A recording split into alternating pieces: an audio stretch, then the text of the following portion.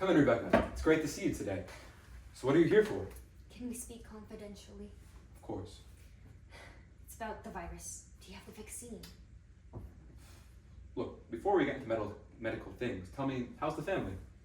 Oh, my children, Isaac and Rachel, are really well.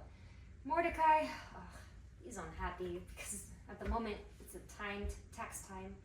And that, scumbag Zacchaeus, can I say that? Scumbag's an appropriate term for when it comes to talking about that scumbag Zacchaeus. Well, Zacchaeus came around about 2 weeks ago and was working out how much tax we had to pay. So he asked Mordecai what the earnings were in our grocery garden. So Mordecai told him that we earned 100 shekels in the last year. And Zacchaeus says, well, the basic rate of the tax is 40%. So that'll be 50 shekels. Seems like math isn't his strong point. My husband looked bewildered and started to try to work it out on his own fingers. But Zacchaeus kept on talking. Then there's your employment tax, the water tax, the air tax, the tin tax, and of course, there's the import duty, the export duty, the night duty, and all of that adds 30 more percent.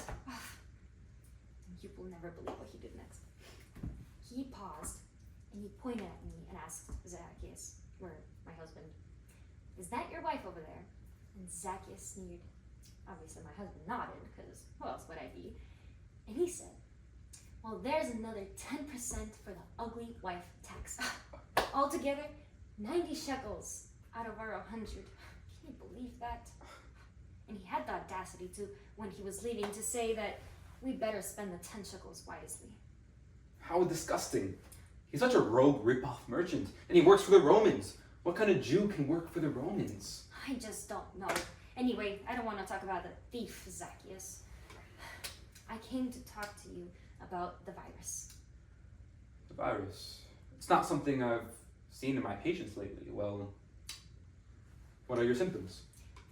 That's the point. I don't have it. I don't have the virus yet, anyway. Well, if you're not sick, then why are you here? Well, you see, everyone seems to be catching the virus. Even my best day, Shifra Jones. You see, we have this friendly competition family between our families, and so for example, if they buy a new chariot, we buy a new chariot. If they do renovations for their house, we do renovations for our house, except much better. Just last month, my husband went and bought this golden pleated helmet. And you will never believe, Shifra's husband also went and bought the same one. No. I don't know how we're going to be able to keep up with the Jones, especially with the amount of tax we owe to Mordecai now. I still don't understand. What's the problem? Well, I just can't understand her behavior. Shifra has changed all of a sudden. You know, before I knew exactly what she would do next. She would spend, spend, spend. Now, I just can't explain it. When did you notice her behavior change? Let's think. Think about a week ago. Okay, let's think. What happened about a week ago? I can't think of anything significant. Well, there was an article in the Jericho Morning Herald. And Zacchaeus was on the front page. Something about him mad? I only glanced at it, but it's quoted him saying he was going to give back all the money he had stolen from the poor. That doesn't sound like Zacchaeus to me. No. I think the journalist made the whole story up. You know, come to think of it, it was around that time that Shifra started to change. And it wasn't just Shifra, it was her husband, and then their children, and then their close friends. But it's not just their family and their friends, it's all the people in Jericho. They're all acting the same way. So what was unusual about their behavior?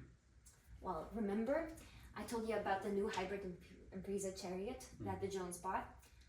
They sold it. Sure, they have for others, but this one was their special possession. Like, they loved it so much. And then you'll never believe what they did next. What did they do? They set up a Jones Foundation for the poor and the widows of Jericho. It's so unlike them.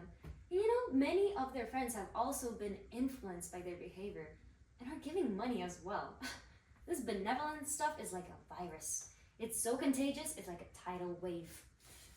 But I don't want to catch the virus. I don't want to be giving away my money to the unworthy poor. We all need to build our own savings in case there's another global financial crisis. All right, well, let's see if the symptoms you describe are in the Hypochondriac's Guide to Symptoms and Illness. Yes. Okay. The symptoms are radical change in behavior, irrational and inexplicable giving, and contented and happy disposition. Okay, I found something that seems to fit. What's the virus called? Contagio generoso. Contagio oso. Contagio generoso. It's a virus that affects the person by having generosity as the center of their life.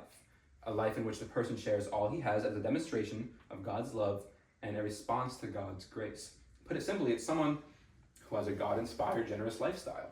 But is there a vaccine for this Contagio generoso? I need the vaccine. No definitive antiviral remedies have yet to be discovered. The only thing that reduces the risk of infection is a regular dose of consumerism, followed by a reinforcing dose of materialism. I'm doomed. Ding ding. What, Mordecai? Zacchaeus is at our garden, and he wants to give us back 4 times a tax that he overcharged us? I just don't understand. Well, if the virus can change the behavior of a mean and greedy Zacchaeus, then maybe I don't need the vaccine after all. Thank you, doctor. I'm gonna go and see who else in our community needs some assistance.